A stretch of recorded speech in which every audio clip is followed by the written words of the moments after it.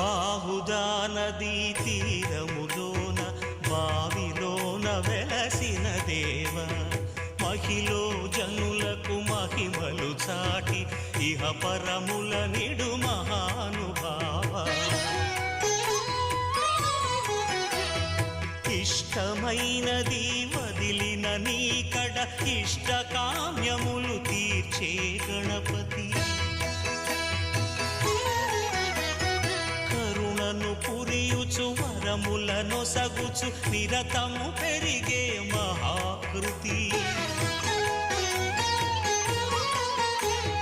సకల చరాచర ప్రపంచమే